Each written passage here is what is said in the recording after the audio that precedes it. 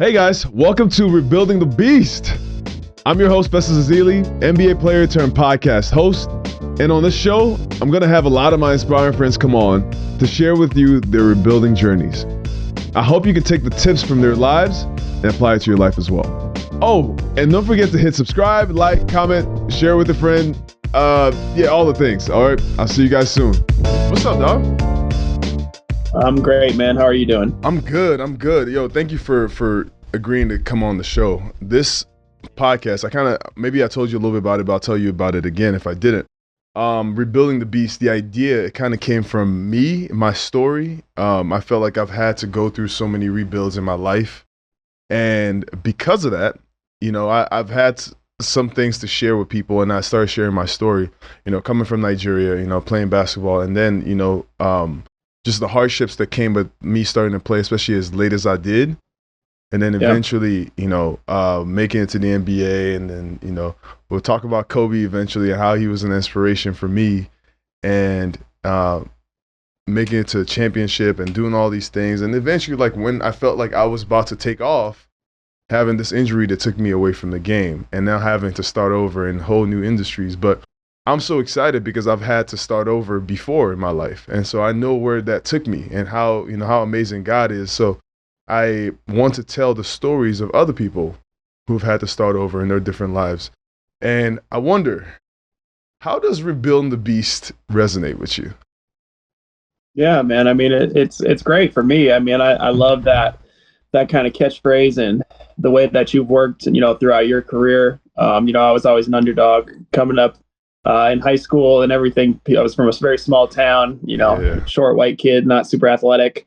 To be able to play basketball and be able to reach the dream of making it to the NBA was something that was definitely difficult. It wasn't easy. Put in a lot of work. Did a lot of hard things to try to prepare myself and get myself ready to go. But then once I got to the NBA, it wasn't exactly the way that I wanted it to be, and then I had to rebuild the beast again in a different path going overseas, right? And so I had to kind of change course and be able to do that, and have had a very successful career overseas because I had the right mindset to be able to go out and try to focus on trying to dominate where I play, and be able to embrace the cultures that I've been able to play in, and just be the right mind in the right mind frame every place that I've been. So it's been a great experience, but I definitely can resonate with that. Okay, so this is my own personal question, because I've been wanting to ask you this question for a long time, and it's because I watched you when I was in college, and when you went to BYU, there was this whole notion about BYU, and so the school is for people who were of the Mormon faith. Is that what it was? Yeah, so it's funded and by the Church of the Jesus Christ of Latter-day Saints, and that's who funds the school, and obviously that's the religious premise around the school. But you don't have to be of that religion to go to the school. But probably 85 to 95% or 90% of the people that do go there are members of the church. So if 95% of the people there are people of the faith, then you have to be of the faith to go to school. But that's not the question I wanted to ask. The real question I wanted to ask was, so there was this rumor about the fact that like you can't have sex at this school. And that's why a lot of the young guys always got married while they were in school. So I want to understand what the heck that was about, if that was a real rumor, if that was a real stereotype, or we just were hearing stuff. No, so basically, when you go to BYU, you have what's called the honor code. Okay, so you have to live by this honor code that you sign when you go to school there, and it basically upholds the standards of our church. And one of the things our church believes in is no premarital sex. So because of that, that's definitely one of the rules, right? If you're not married, then you're not supposed to have sex before marriage. Therefore, you're not supposed to do it at BYU. So yes, that's definitely a rule. It's a part of our church's belief. And, I always tell people, I'm like, hey, listen, you know what you're getting into when you sign up to go to BYU, right? When you're living by the honor code, it's what the church believes in. And so because of it, that's, you're signed up for it. So if you're signed up for it, I hope that you would, try to live by those rules And if not, I'm sure there's people that have done it and haven't been caught, and they lived their lives and had no problems. As far as that's concerned, that's why it's called an honor code, right? It's not like it's policed crazy, but if you do get caught or if something does happen, they are going to have repercussions. Did somebody get caught? There's people that definitely do and get caught, and yep, there are cases where that happens. And like I said, if you're gonna, sign up to go to BYU, you know what you're getting into. So if you do get, do something like that and you get caught, you're gonna have repercussions. And I appreciate the school doing that, because they don't mess around with it. Like, hey, listen, it doesn't matter if you're the star basketball player or if you're just a normal person at school, the same repercussions are going to happen, to you, whether you're the biggest star on campus or you're just not anybody, that's just going to school for a normal reason. So I appreciate that by the school. I guess my question, and I got all my questions here on my phone, but I guess my question about that is, what would then be especially somebody going into college? A lot of us went to college with this idea that college is going to be the craziest time of your life, right? And it's all the things that you get to experience, your first time being out of the house, and you get to go all these crazy parties and all this stuff. What would then be your reasoning for choosing BYU over other schools, if that's the case? Yeah, well, I mean, for me, I'm a member of the Church of Jesus Christ of Latter-day Saints as well. So I never, did any of those things growing up. Like, I didn't drink, I didn't have, any of that stuff. So that was normal to me, right? So it's like my life wasn't changing when I went to BYU. So if that makes sense. So a lot of these people, members of the church are going to BYU having those, those morals in place already. So it's not really changing their life when they go to BYU. They just meet more kids that are in the same boat, right? So now they can meet like-minded people that are there. Now they meet, girls and guys that are like-minded. Then they can get married, and a lot of times they do get married early, right? They do get married early and have kids. And a lot of my teammates were married and had kids in college. I probably had 7 or 8 guys on our team that were married. So it definitely does happen. But a lot of times they go on missions first. So they go on a mission for our church, and usually that takes 2 years, and they come back, and then they're, on the hunt for a wife, right? And trying to live their dreams. I guess to just my last question about this. So after this, you're allowed to have sex in college after you get married. Totally. Yep. Absolutely. If you couldn't have sex in college unless you were married, what age would you have been married back then? 12. He says 12.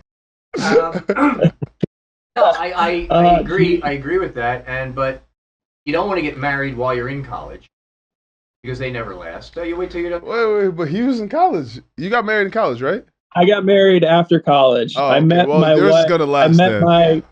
My girlfriend, at the time in college. We got married after my first year in the NBA. She was 1 year younger than me, so she graduated from BYU, and then we got married that season afterwards. So yeah, no, it's definitely young for sure for most of the world's standards, but it's just the way that kind of works. And I know some super happily married couples that have got married at 18 or 19 years old, and they're on their way. There's a couple different ways you could look at rebuilding the beast. Rebuilding the beast could be you telling stories of the times where you had to rebuild. Or we could say, well, you are a beast, and in these different situations, tell us and rebuild yourself. Tell us the story of how you got to be the person that you are. And I remember watching you in college, and you were hitting these crazy shots. And as somebody who has been teammates with people who have hit some amazing, crazy shots in their careers, I just want to understand that, how did this start? Where did that come from? Who put basketball in your life, and what was that journey getting to that point? Yeah, it was definitely my family. It was always, very athletic family, not like professional athletes or anything like that, but they were, people that loved to play sports of all kinds. And my brother loved basketball specifically. My brother was 7 years older than me, so quite a bit older. I had an older sister as well, who's 9 years older. So I was definitely the youngest by far. But I was always hanging around with TJ, my brother, and his friends, right? So because of that, I learned how to, get tough pretty quickly, and also learned how to, fend for myself. And one way that I had to do that was, when I was playing against, older guys, was be able to shoot the ball from longer distance. right? If I go into the paint, I'm going to get it swatted every time because they're 6 inches taller than me at least. And, but if I could shoot it from far distances, I have an opportunity to possibly get that shot off and make it. So that's where I kind of started being able to shoot the ball from deep distances. Ever since I was like 5, 6 years old, I was hitting, 3-point shots and, playing, that type of basketball. And then as I continued to evolve, I just kept shooting from further and further distances out. And I really practiced it. I practiced it every single day. And my coaches would see and they'd be like, oh, I guess he can shoot from those distances. So I'm not going to get too mad at him when he shoots it because he's making it half of the time at least. So which is good. But you got to build that trust, and something that I worked on ever since I was young. But it's kind of wild because today kids walk in the gym and they just start shooting threes from the jump. And so if for somebody who had to build this jump shot out, do you feel like that's the blueprint? Is that the way to do it? You have to build your way up. Can kids just walk in the gym and start from there, start from the 3-point line and work their way in? No, you got to start from shorter distances. The reason being is because you have to get the form down correctly first, right? So you want to have that muscle memory to where your form is perfect. Your elbow's under the ball, you're following through the correct way, your shoulders pointing towards the basket after you shoot it, all of those things. And when you're younger, a lot of times you're not strong enough to be able to quite get it there, especially if you're super young. And then once you get older, then that strength in your legs comes, right? So you're able to keep the same form, use your legs a little bit more, but then shoot from further distances. So I always teach, younger kids, it's about the form first, making sure that that's correct. It's that muscle memory. That's what's going to make you a really great shooter. So once you have that form down, then you can start moving back further and further as it feels comfortable and natural to you. I see you on TikTok giving us tips and pointers on how to shoot. I'm like, damn, where were these TikToks when I was playing? Because I could have used a lot of these pointers in trying to get my jump shot right. What is the point? Tell me what your TikTok is, and then tell me why you started making these videos and kind of what it has been for you, what that journey has been for you. Yeah, it's been a lot of fun. Honestly, I wasn't, planning on doing that, very, very often. But I started doing it on Instagram first. And then I had a lot of people reach out and be like, oh, I love these videos. My kid watches them every day. Thank you so much for, posting this video and all that stuff. So I was like, well, it sounds like it's making a little bit of a difference with the younger kids and everything. So I was like, all right, I'll keep posting. If people are watching them, people want them.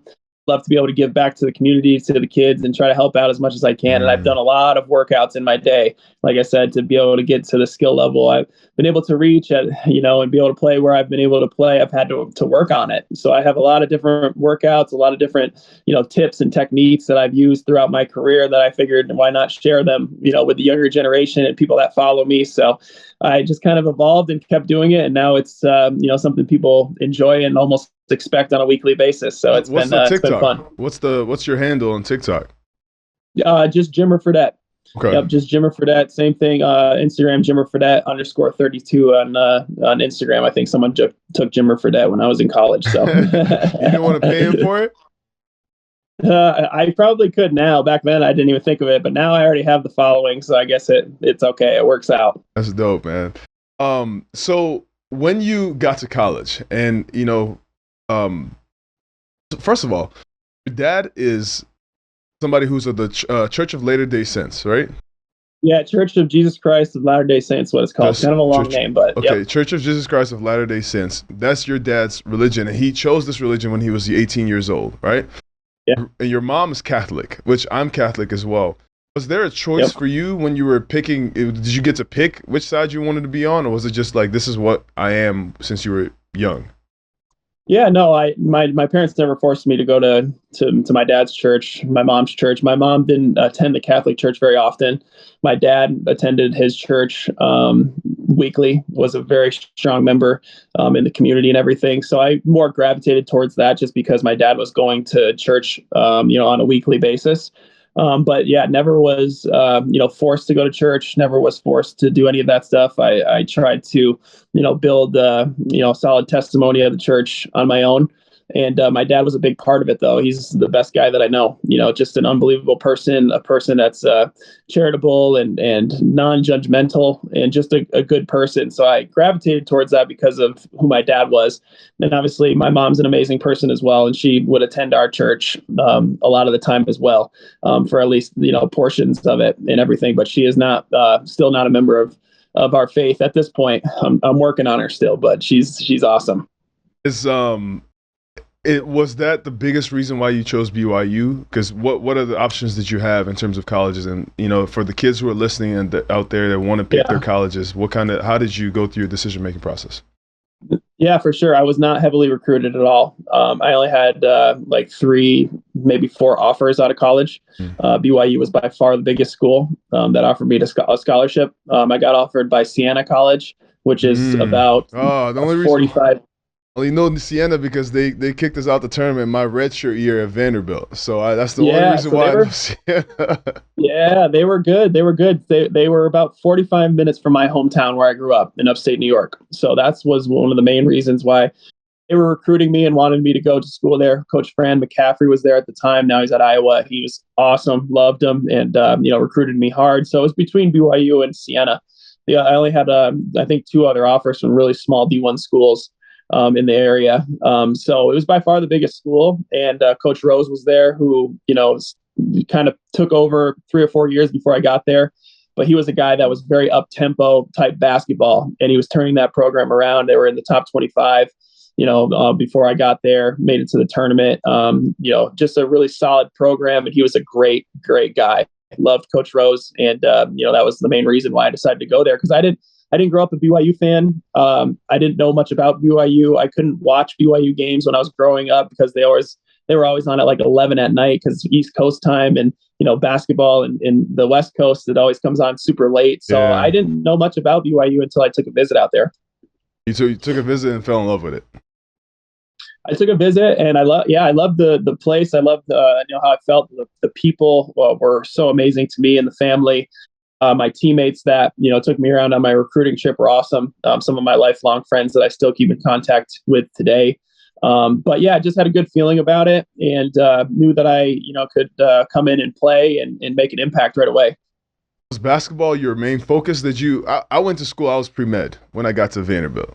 Right. That was part of the reason why I chose Vanderbilt, right? I had the best of all 3 worlds. It was academically focused. It was top 15 academically. It was a good basketball up-and-coming program. And then the social scene, it was in Nashville. I didn't know anything about the South. I was coming from Nigeria. I wanted to see other parts of America, especially after living in California. What was it about BYU and its scene over there? Was it the school? Was it the basketball? What was the thing that attracted you to it? Yeah, well, I know my dad gave me some great advice when I was younger, about picking colleges. He said, where would you like to go to school and feel most comfortable if you weren't playing basketball? And I feel like if you feel comfortable there, you're going to feel comfortable on the court, right? Like if you're good off the court and you're happy and you're doing well and you're feeling good, then on the court, it's going to translate. So I took that advice, and I just felt really good when I got to BYU. Like I said, the people that I met were great people. I loved, being around them. They were kind of like-minded, like I said, and a great academic school as well. Very, very high, top-notch academic school. Knew I would get a good education. Knew I'd find, good people to be around, and had a good basketball program. So that's the advice that I took. People see you your junior and senior years, you're getting double teamed and triple teamed, and you're still shooting these crazy, almost half-court shots and making them. At the time, it's insane, right? Because Steph Curry wasn't really doing all this yet. So you were one of the first people we saw doing this stuff, at least the first people I saw doing this, right? They see this, they don't understand kind of where you started. So, like, I want to go back to your freshman year. Freshman year, you're averaging, 7 points a game. Then you go on to your sophomore year where you're the second leading scorer on the team. And then junior year being one of the, nation's leading scorers. And then senior year, you blow it out the water, right? How did it start? Did you know that you were going to be one of these guys when you came in? Did they tell you, you just got to wait your turn? How does that whole process go for you to go from being one of the role players to being one of the stars on the team? Yeah, for sure. Well, I felt like that could be the case once I signed there, right? So they had 2 senior guards when I got there. Both were good players. Both were solid and steady. But honestly, I felt like I was, just as good or better than they were coming in. But I knew that they were there for a long time, and they had their opportunity. They put their time in, and Coach Rose is going to reward them for putting their time in. And sure that they're, rewarded for that. So I understood that. But at the same time, being a competitive person, I went at them every day in practice, right? I was like, forget it. I'm going to go at you. How'd you stack up against them? Great. I played really well. I know I towards the end of the year, I started to get more minutes because of it. Okay. In the beginning of the season, wasn't playing quite as much and everything, but then I just kept working, kept playing, kept focused. And then towards the end of the year, I started playing more and played some really great basketball, in some really crucial games for us towards the end of the season, which was a lot of fun. So I knew going into that, sophomore season, I had to work, hard, but I knew if I did that I could have a really, big role on the team. So I, I'll I worked hard. Since you don't want to say it, I'll say it for you. You were kicking their ass in practice. So, and then so you earned your more minutes because you came in practice and you came with that same edge that you played in the game with. And so you're a senior, so they needed to play, but you earned your minutes by the end of your freshman year. Yeah, totally. Right. I mean, I took practices as games, right? Because that's what it was for me. If you want to get on the court, you have to have the mentality in practice that, you're going to, do everything you can to show coach that, you should be out there and make it obvious, right? You have to make it obvious like, oh man, I can't keep this kid off the court. So you have to have that mindset going into practice, going into games, wherever you need to have that mindset, you have to, go in and focus. Junior year, you're breaking records, you're, single game scoring record, free throw record, all these different things. From there, even after a crazy and amazing year, you have because I know who Jimmer Fredette is, and I'm all the way in Nashville, Tennessee. But even after all this, you're looking at the draft express or whatever it is that we look at to see where we're going to fall in the draft. They're saying you're 25 to 30, maybe in the first round. That's where you're going to fall. And so you decide to come back for your senior year. What was that mentality? Was it like, well, I'm about to show them that I need to be, I want to be higher. I want to be even more respected. Or did you feel like you were being disrespected with that? With all the records that you were breaking and what you were doing that year? Honestly, I didn't feel super disrespected. I felt like I could be better. I felt like I could do better. But also, I know, I understand the NBA game and I understand, what they were looking for at that time. And it was a little bit different time 10, 11, 12 years ago when I was coming out of the draft and how they, looked at prospects at the time. You know what I mean? So I was excited that I was on the NBA radar at that point, right? I was like, I know I'm on the NBA radar. I know that they're looking at me. I know that this is a real possibility.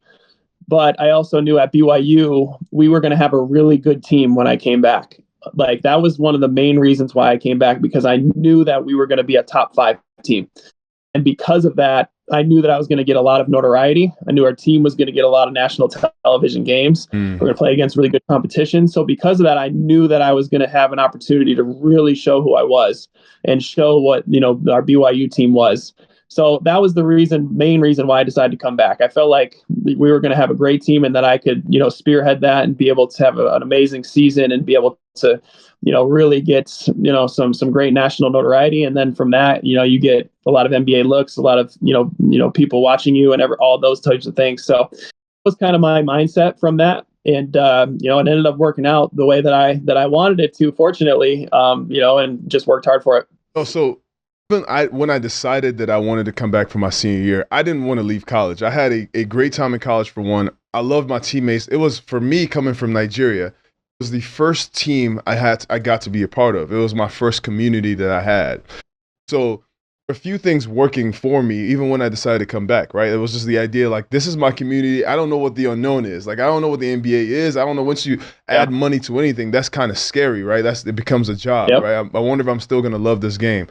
At the same time, when you're coming back for your senior year, I'm also concerned because there's a chance that I could be the first round draft pick my junior year. And so if I decide that I want to come back for my senior year, there are possibilities of being hurt. What if I don't play well? All these other, like, how did you work through those doubts? What if I don't have the senior year I envisioned myself having? For sure. I will say, I didn't have a doubt basketball wise. Like, I think that's a big reason why I was able to succeed. For me, like, just, I had a goal since I was young. I want to make it to the NBA. and I didn't really have a plan B, right? I was just like probably naive of me when I was young, but at the same time, like that's what I thought. That was my mentality, and I knew that, I put in the time, I've put in the work, to be able to succeed and to be able to do what I need to when I get out on the floor. So I always felt basketball wise that, if I had the opportunity to play, which I knew I was going to, that I would produce, just because that was my mentality and my mindset. If you don't have that mindset and mentality, you probably won't succeed the way that you want to. And it doesn't matter what industry or business that you're in. And so that was always it. As far as getting hurt and stuff, I did get insurance. You can get insurance through the NCAA, like a certain amount of insurance that helps like put that at ease a little bit. They kind of put your value of what it is and then be like, hey, if something does happen, then there's an insurance clause behind me. So I did get that, just in case anything did happen. But other than that, I was just excited to get back out on the court. So you come back your senior year, you kill it. You're one of the nation's leading scorers. You win every award. Men's Player of the Year, National Player of the Year. Your team wins your conference. Is that what it was? I can't remember. Just remember double teams, triple teams. You're leading the nation in scoring. A first-team All-American, best male college athlete. All these things happen. Where are you right now? Is your ego sky high? Where are you in that point in your journey? Are you like, man, I'm the baddest dude in college right now. I'm the baddest dude. I'm coming to the NBA. I'm taking everybody's heads off. You feel like you're on the top of the world as far as, at least basketball wise. You're like, man, this is amazing. This is what I've worked for. I've done this my whole life to try to get to something of this level. And because of it, you feel great. Like you feel like you've accomplished some things. But at the same time, I didn't change as a person. I tried not to change as a person. I think that comes from my parents just trying to be level headed. I'm just the same person. I've just always been Jimmer. People can come up and talk to me, and I try not to be, feel like I'm better than anybody else because I can shoot the basketball well. Like that's not the case. That's not how I've tried to present myself and everything. So, I try not to let the ego get big or anything like that. My parents and my family and my wife have done a good job of making sure to keep me level headed. But at the same time, I have confidence in myself, right? Like there's a difference between having the ego and, having, the showboating compared to like having that internal confidence, in myself. So I've had the internal confidence, like, man, I am like, if I get on that court in college, I'm the best player on the court. That's what I feel. That's how I feel. And that's what I try to, show people every single time, have that edge. But yeah, me as a person, once I got off the court, I was still the guy wearing sweatpants and Ugg slippers. So that's dope, man. That's dope. Was that from your family? That's your family doing this to you. They gave you that ability to be humble, huh? Totally. I mean, yeah, like I said, my dad, my mom, they were humble people. They were good people, hardworking people. And he never treated me the same. I was always, pretty good at, he never treated me any different than anybody else. I was always pretty good at basketball. Like I'd get accolades. I'd win, we'd win tournaments. I'd win MVPs for these tournaments and all that stuff. But he'd never, ever, treat me any different than anybody else on the team. And he was helping coach. So because of that, I think that instilled in the mentality of me. And it's like, hey, that's the way that it should be. And, that's the way that I kind of grew up. So now you're drafted by the first of all, let's go through the draft process because I don't know how it works for people who are in the lottery, but did you already know that you were going to go to the Kings? What was that draft process like? I didn't know that I was going to go to the Kings, but I had a sense of where I would go. Yeah. All indications was where I was going to go between 7 and 15. So because of that, I just worked out with teams that were within that range. So I worked out with 5 different teams within that range, Sacramento being one of them. And, just had one team that's like a reach team, a little bit higher, or pretty close to that 7, and then one that's like your fallback where it's like you're not going to be, past this number. They'll be able to pick you up if that's the case. So you kind of work your way through that. But I didn't know I was going to be with the Kings. I just knew that I was going to be somewhere within that range. And so you get drafted by the Kings, and your debut is actually against the Golden State Warriors in preseason, where you light it up, right? 21 points, your first game in the NBA. After this, are you like, all right, well, I got this now? What was the mentality? Well, no, I felt good, honestly. Yeah, it did. It felt really good. think about the NBA, there's a lot more space, right? So I felt like I was working with more space than I'd ever worked with before. I was getting one-on-one matchups, the different things where it just felt different. Obviously, the athlete that you're playing against is much better, much quicker, much more athletic, much stronger. They've been playing basketball for years, a lot of veterans and those types of things. So there's definitely an adjustment period as far as that's concerned, but there's a lot more space as well. And I felt pretty good, getting out there and playing that first game and being like, I think I can do this. What are you also, because I think that another thing that I love to talk about is the stuff that people are also going through mentally as they're come out. We're all playing these games and we're hooping, but also we're dealing with demons sometimes too, right? Like some people are so good at the game because of the fear of not being good, or because somebody told them they were not good at some point in their lives. That's my story. So they told me I wasn't good enough to play in high school. And so that was always my fuel and the thing that kept me going. But then I was also always worried to be that guy that they said wasn't good enough, right? So I had this this monkey in my back, and that's why I kept working. What were you going through when you walk into an NBA locker room and you have who's on the team at the time with the Sacramento Kings? DeMarcus Cousins, Tyreek Evans, Isaiah Thomas, Jason Thompson, Marcus Thornton, guys like that. We had a really young team. Young team, talented dudes from their different perspectives, and they all felt like they had a bone to pick with somebody else, right? This is that kind of team. What was your role like? What did it feel like in that locker room? Yeah, at first, Coach Westfall, he was the one that drafted me with the Maloofs and Jeff Petrie, and he wanted me to beat me, which I appreciated. Like he was like, "Hey, I want you to go out there and shoot shots, pull up, do your thing." And some of my teammates were not super excited about that at first. Just because some of the shots that I shoot, you may think that they're bad shots or they're quick shots or something like that. Especially back then, it just wasn't done, very much where you're pulling up in transition and shooting a shot. Those types of things weren't as prevalent. And the one thing when you get into an NBA locker room, they do not care about your past.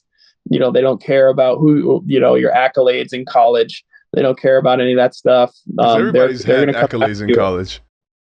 Huh? Because everybody at that point has had accolades in college. So 100%. Everyone's been the best player on their team their whole lives, right? And then they get into a locker room, and that's the mentality that they have. So it's almost like when you have that, even to the high level that I had, that it's almost like more of a target on your back, right? Like I'm going to show these people that I can, destroy this kid. So you have to be prepared for that. Come in with a competitive mentality each and every single day at practice. While at the same time, supporting each other. That's what you're trying to do. It's an interesting, scenario because of the fact that, the NBA, people are trying to take your job every day, but at the same time, you're also trying to win basketball games, or trying to, show the best of yourself out there every single day. So it's an interesting, way to approach it. Was it weird getting introduced? I said this earlier, like when you add money to a sport that you love so much, it kind of changes things, right? Now people are coming for your jobs because this is a way for me to feed my family. It's not just about playing time. This is actual money we're talking about. What does that change for you as a basketball player? Does that change the love that you have for the game? It can, for sure. And at certain points for me, it did. Yes, for sure. You lose like the love of, coming to work every single day. There's points where you're like, man, I don't want to be at practice today, or, I don't, I feel like making this trip or whatever it is, because you're doing it every single day, but it's a mandatory job. You're not just doing it for necessarily the love of it, like you did when you were growing up. So it definitely changes that dynamic.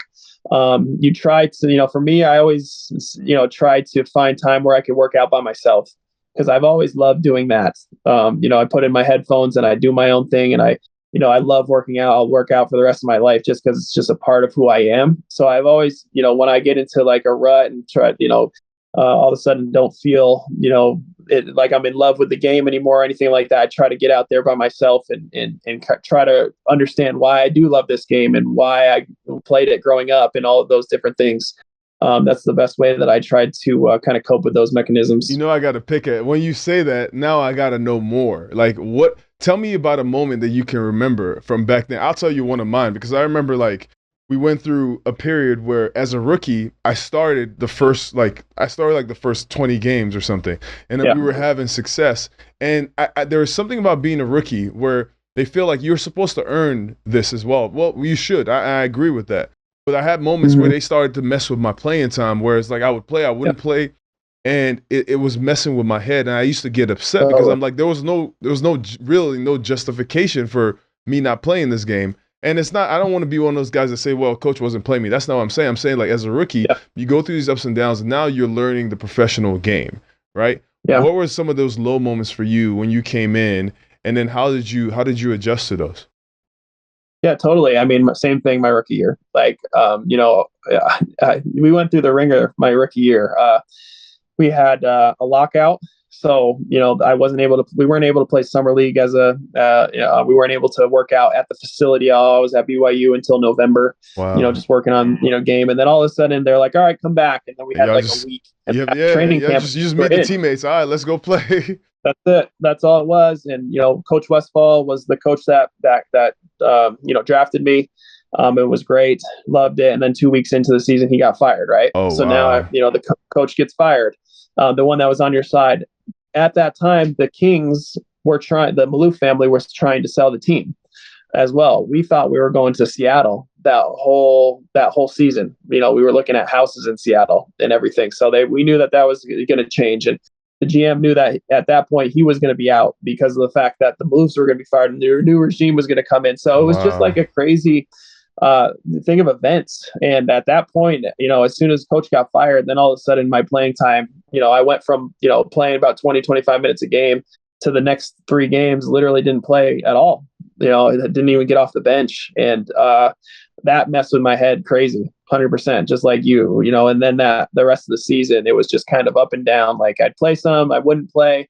And it's like, okay, what can I do to play? I'd go in and talk and try to figure out what I could do. But it was like I said, it was an interesting time. They couldn't figure out whether they wanted me to play the 1 or they wanted me to play the 2. They were having a real, big, they didn't know who I was going to guard at the 1 or the 2 position, whether I was a ball handler, whether I was off guard. So it was kind of something that was, more prevalent back then. Whereas now, if that was the case, they'd just be like, you're just a guard, right? You just go out there and you can handle, you can play off the ball, you can kind of do everything. So it was definitely, something that time period was a little bit different. But also, so things change in a second in the NBA. You can get traded, you can have a coach fired, you can have GM fired. People in your corner can all of a sudden be gone or out of your corner, and then all of a sudden new people come in and it can change. And that's the business aspect of it. So it's about trying to, keep yourself as level-headed as you possibly can, try to be a good teammate, control the things that you can control, which is your attitude and your work ethic. And that's what I tried to do, and then just kept going from there. You're one of the guys that people look at, and you just seem to always have a smile on your face. And as one of the guys who people look at as that, myself, I know that there's also days where I'm like, dang, I don't want to be the positive guy today, especially now I'm looking at your journey. So you go from the Kings and you kind of, your journey around the NBA a little bit, right? I remember the first trade I was ever a part of. I wasn't even in the trade, right? It was teammates on my team at the time. This is my freshman year stuff. I think this is my second year. I think so. Yeah. And we go through and we trade a couple guys, and we have people in our locker room crying. Like we have our coach crying. You know what I mean? And it was like, wait, what? Like, you know what I mean? So there's this tug between the emotional aspect of understanding that these are your teammates. Like, yo, like we're going to battle together, and then like this is business, right? Yeah. Does that change your the way you think about basketball now? Because now you're dealing with the business of basketball. You're journeying around from one team to another. Yeah. Now you gotta acclimate to new systems, new teammates all the time. How does that go for you? Maybe you could take us through some of that. It changes the way that I think about NBA basketball, right? Because the NBA is the business, and that's, and I didn't have those experiences at other places when I was younger, right? Like in college, high school, all that stuff, all that stuff was, you were playing because you loved it and you're trying to reach a goal. Whereas at the NBA, you did reach a goal, right? You're there. You're making money. you're making a lot of money and you have fame, and people are yelling at you and loving on you and all that stuff. It's all the above, right? Once you get there, so you get to where you want to get to, but at the same time, you're like, man, this isn't exactly what I was thinking it was going to be when I was younger, because of all the business aspect that goes into it. Whether it's trades, whether it's playing time, whether it's people trying to take your jobs, whether it's all these different things that come with it, which you kind of get used to, but you have to go through an adjustment period at first to be like, okay, this is a little bit different. This is a little bit weird from what I've used to envision being in the NBA. But at that point, you just, like I said, you start to get used to it. Then you find your rhythm. Right. You find your flow. It's like, okay, I have a routine. This is what I do. I come in, I do my lift, I shoot my shots, I get up my practice, I do my treatment, I go home, eat, whatever it is. Like, it's literally like a work day. You have your same exact work day you go in and do, and it just becomes a routine. It becomes a habit. And when that happens, you can easily fall out of love with the game because it is a routine. It's just like, oh, I got to do this again every single day. This is what I do. This is how I do it. And especially if you're not reaping the benefits of getting on the court and playing, that's when it really, really gets hard. If you're a guy that's on the bench and you're like, man, like I'm not even getting in the game. Why am I really working this hard or doing this to keep myself in shape and ready? But it's all about being a professional. Right. It's like staying professional because you never know when the opportunity can arise. It can happen in a second. Something can happen and all of a sudden you could be playing 30 minutes a game in the NBA. So you have to stay ready, prepared. And you figure that out as you continue to grow and continue to get, more knowledge of, how the NBA works. So eventually, years from, you get drafted, you go to the Kings, you're this celebrated guy. Coach gets fired. You're going through a lockout. All these different things happen. Now you're not playing. Eventually, you get traded to New Orleans, I want to say. So I actually got bought out from the Kings and went to Chicago. To Chicago first, for the second, my third year, second half of my third year, I went and played with Chicago. Okay, so I want to get from so you go to Chicago, then you eventually go to New Orleans. Then New Orleans, yep. So, and this all ends in you eventually then going to the G League, or at the time the D League. Yes. What was that? Especially, I want to talk about the ego because, like, I have played in the G League before. At the time, I was coming back from an injury. There was this mentality where you're like, nah, I don't belong here because I was just over there. But then you take that lemon and you turn it into lemonade because you play and you ball out. You're the MVP in the All-Star game. You're all these different things in the D League. What was your mentality going into the D League? Did you feel like, dang, how did I get here? And how did you then work your way out of that to get to the point where you're like, nah, I still got a ball. I still got a control I can control. Yeah, there were definitely times where it's like, man, how did I end up here? Like it was fast. It was a fast 4 years in the NBA. Like it was just a whirlwind. Those first 4 years were just like, man, trying to keep my head above water and try to survive the best that I could. Right. Like that's what it felt like for a lot of it. There were some great moments and there were some not so great moments, during those periods. But then, you find that you end up in the G League. Right. So at first it's like, man, I don't really want to be here. That's not exactly what I, envisioned my career path, but at the same time, I'm here. Like there's no changing that at this point. This is the reality of the situation. And then once I got in and started practice, then it was just basketball, right? Then it's like, oh man, I actually really like this all of a sudden because now I'm a focal point of the team again. Now I'm a guy that can go out and play and kind of a guy that's been through a little bit, has a little bit of better leadership. People are asking me questions about what's going on. It started to change a little bit where it's like, okay, this feels better, feels a little more comfortable. They want me to shoot the ball. They want me to be the way that I can be. And I was like, all right, this is great. You know what? I'm going to try to take this opportunity and try to be the best that I possibly can be. Like my teammates, are allowing me to do this. My coaching staff wants me to do this. And, I feel like it benefits the team if I play the way that I play. And so because of that, I really, really enjoyed my time in the G League. I really did. It was a great team, great group of guys, and we were pretty good. And I was able to kind of get that groove back. Who is advising you during those moments where you're trying to figure out like, well, who am I and how do I fit into this G League? What is dad saying to you? What's your wife saying to you? Who's being your people that are giving you a confidence during that time? Yeah, for sure. All the above. I mean, my dad, my brother, mom, my wife is a huge supportive for me. She's always there to keep me level headed and to make sure that I'm not just thinking about basketball, right? Like, I think that's a big thing that you need to maintain that type of level headedness throughout the whole process. Is like, yeah, basketball is important. It's fun. It's a game. It's my business. It's my job, but it's not my life. And, I think that perspective really helped me throughout the difficult times, because it's like at some point, this is going to be over with, and you're going to have to move on and live your life anyway. So how are you treating people during that time period?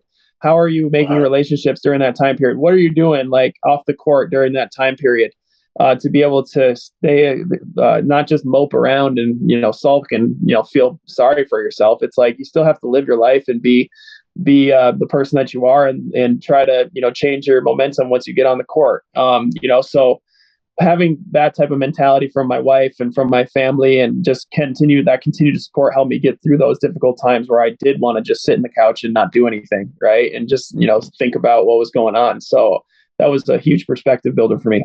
You were able to eventually make your way to Greece first? China first.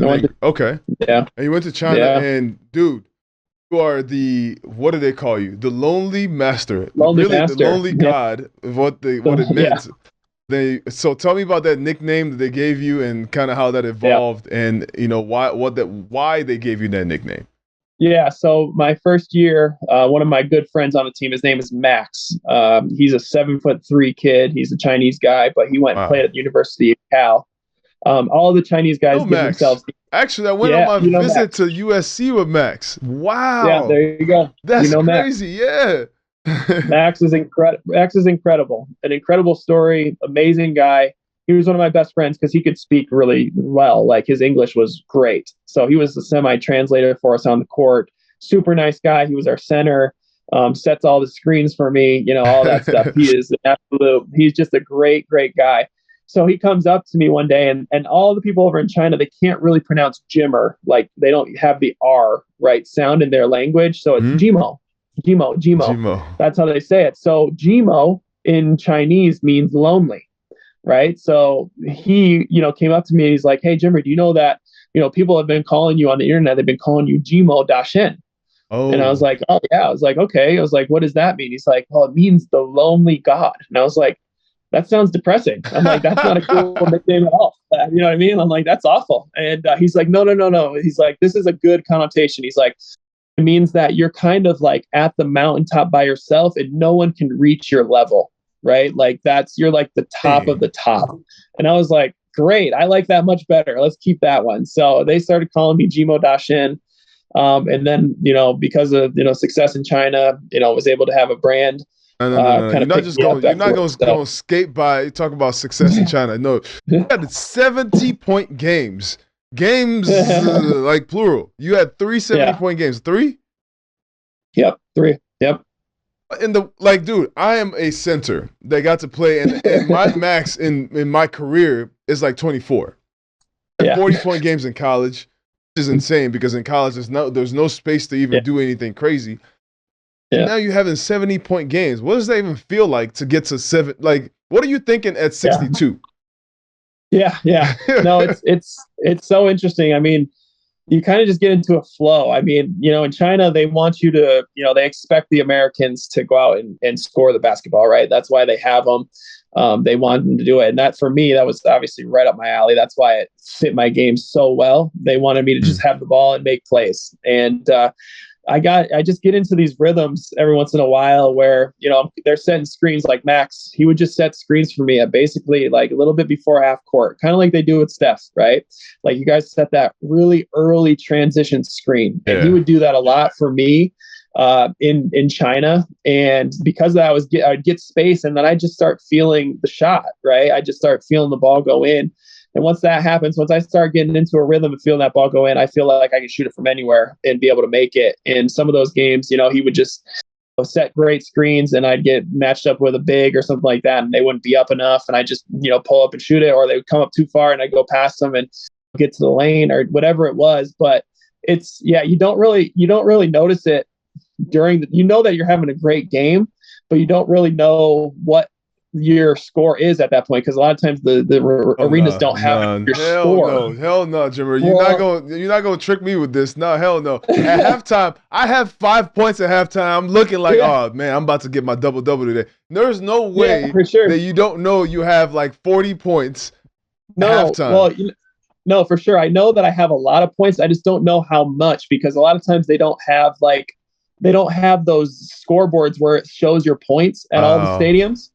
So I know that I'm scoring a lot, obviously. Yeah, I know that I'm scoring, but I don't know the exact number. But my translator, he'll come up to me and be like, "Hey, you got like 65 points." You thinking at that point when you say that? I was like, "Really?" I was like, "He's like, yeah, go for the record." So I was like, I didn't quite get the record, but I was able to hit up 70 over many 3 different times, and you just get into a zone, you just start playing. I don't know, it just kind of works. The record 81. Kobe? 81. Almost, yeah. It was Eric McCollum. Oh, CJ's brother. Yeah, CJ's brother. Wow, he's out there. 81?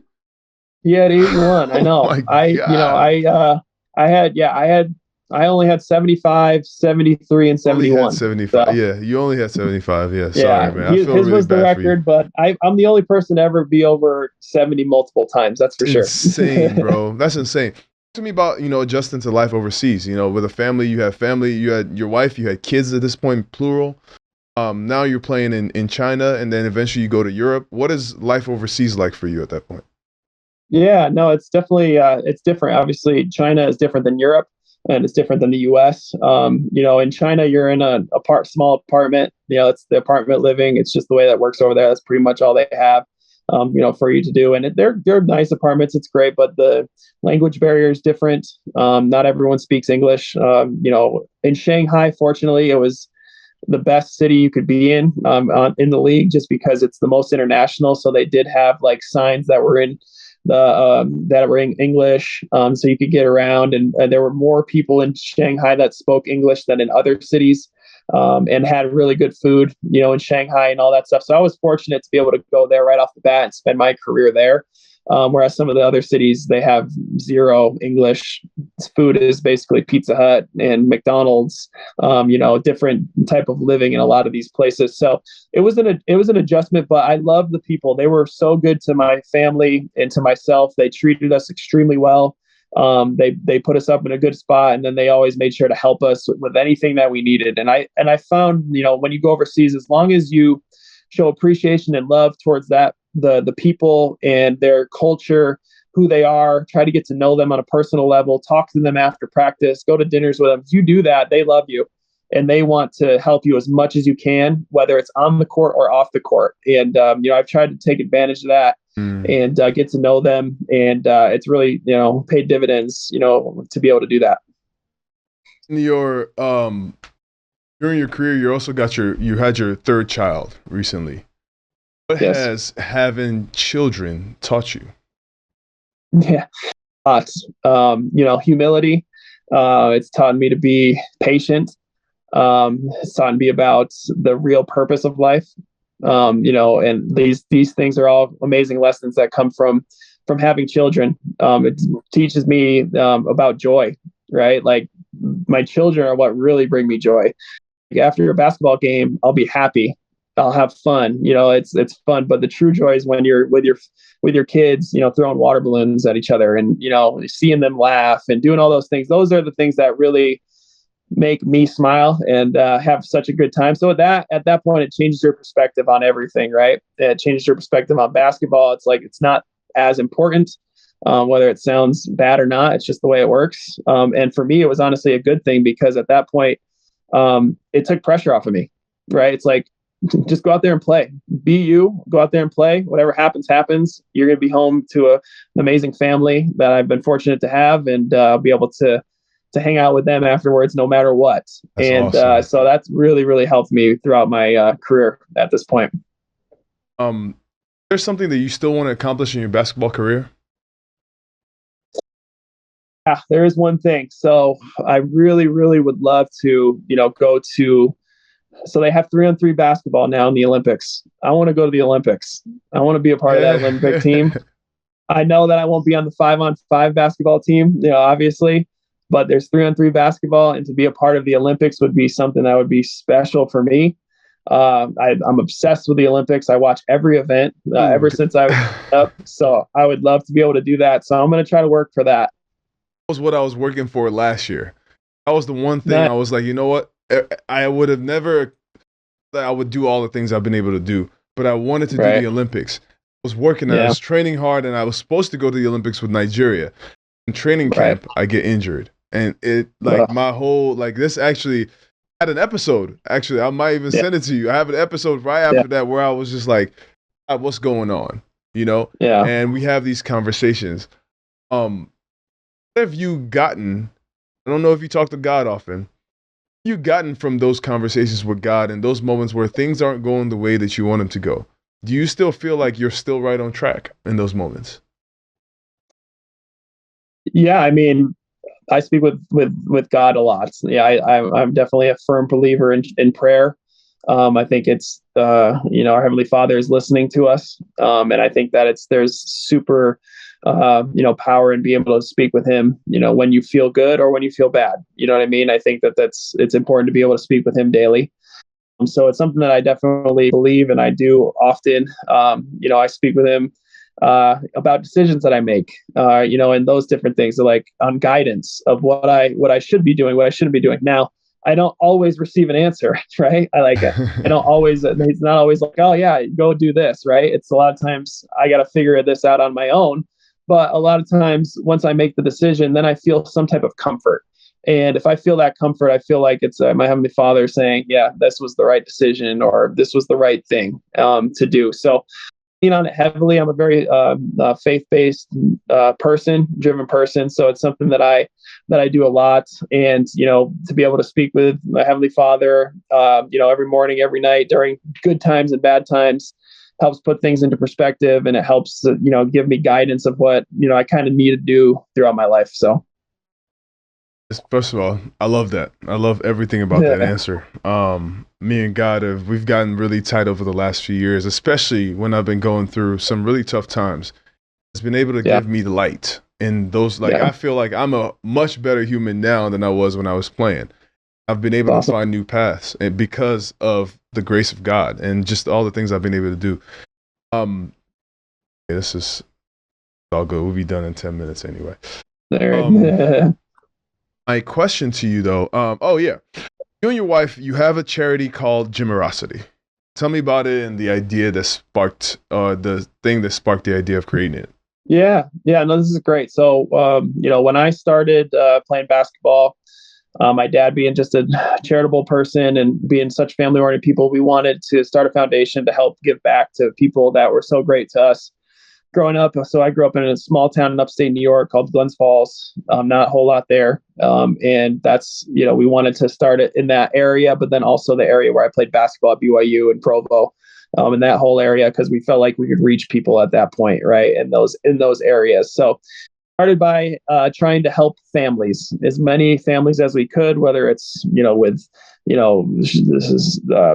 gifts at Christmas or Thanksgiving dinners or whatever it was, helping them with their house, just trying to help any way that we could. But as we started to speak with families, most of the time the families wanted help with their children, right? They wanted to have their children be happy and be able to do, be not bullied and, be able to be uplifted. So we started to hear a lot of those types of stories. So we started to get into schools and do anti-bullying programs.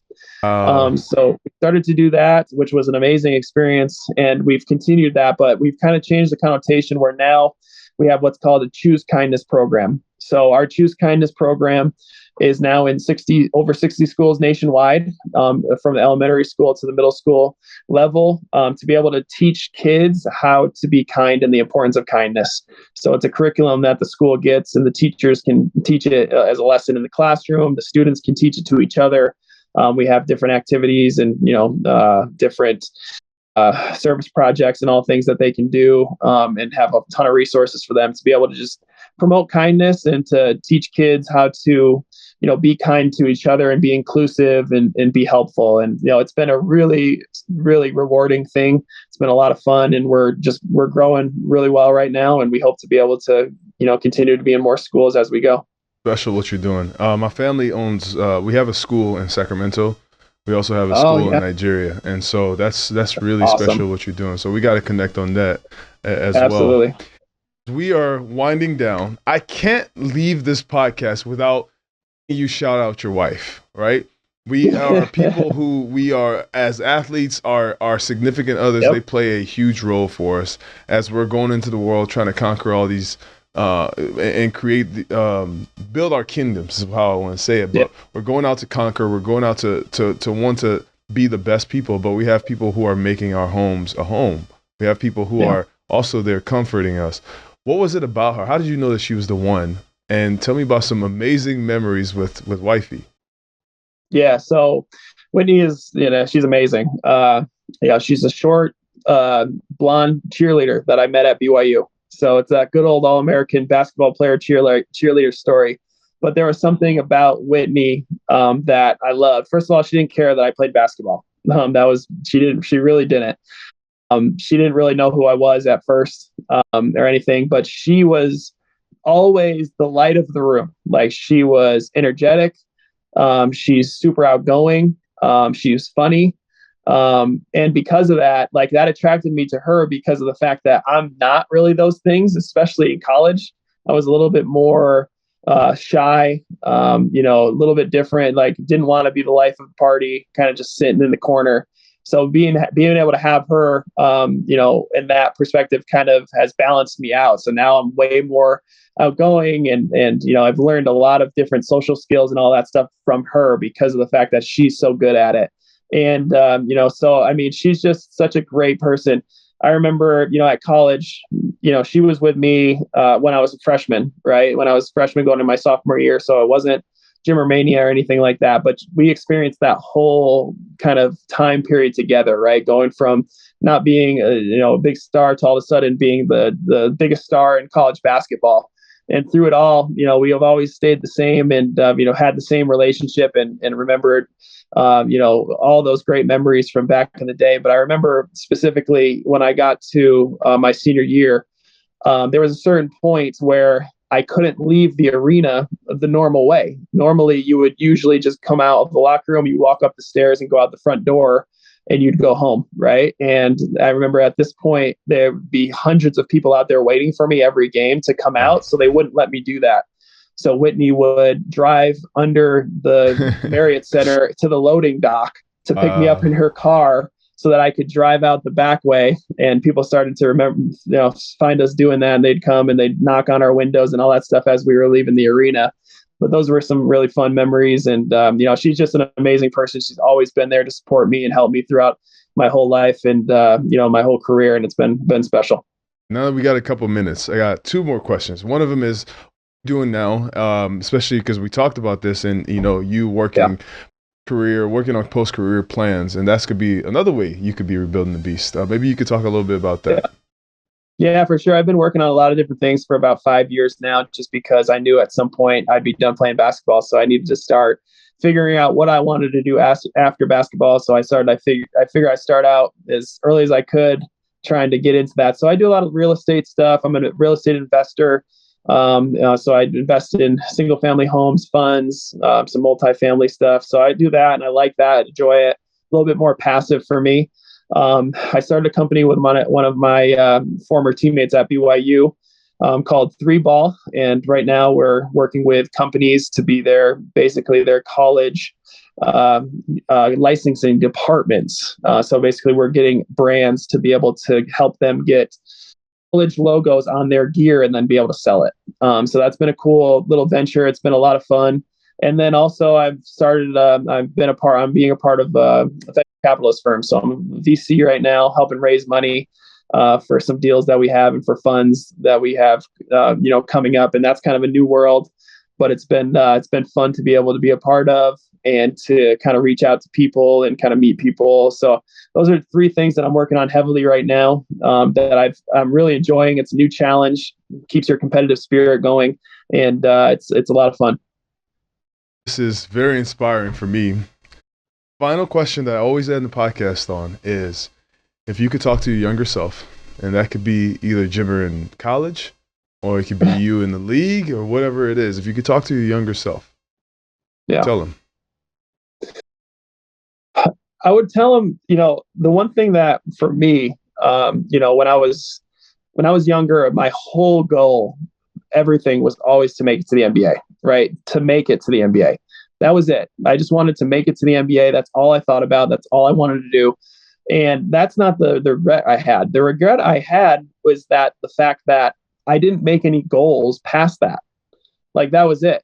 Right. So now it's like, when I got to the NBA, I was like, okay, so now what do I do?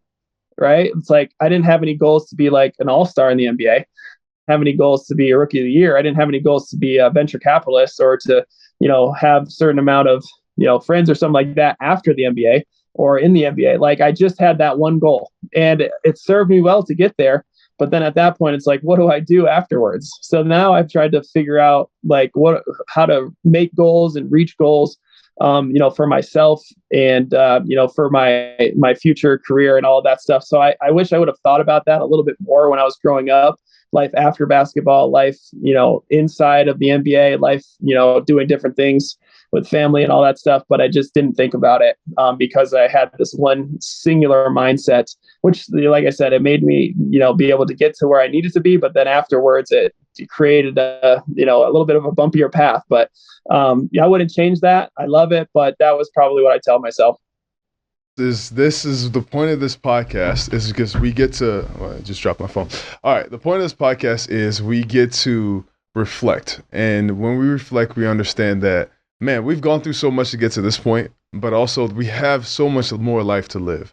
And the lessons we've learned from the past can also be the lessons that serve us for the future. So for sure, you taught me that. I got to go set goals now to see what else I can accomplish for this next journey in my life. But man, I really appreciate your time. I see the timer says less than a minute, but I really appreciate you sharing your story with me, man. It's very inspiring what you're going through and what you've been through and what you're about to do the rest of your life. So thank you so much. We got to do a part 2. We got to hear about the life as a venture capitalist. Yeah, exactly. Once we get going with that, I'll have to get back on. But no, I appreciate what you're doing, Festus. This is awesome. I love that you're doing this, giving back and trying to connect people and trying to share people's stories. This is awesome. So I appreciate you having me on, and the best of luck with this, and let me know if you need anything. You got it. Thank you, man. Have a blessed day, dog. Okay, we'll talk to you guys soon. All right, talk soon. Hey, Festus here. I hope you liked that episode. Don't forget to subscribe, like, comment, and here's some more episodes that you might like. On this side.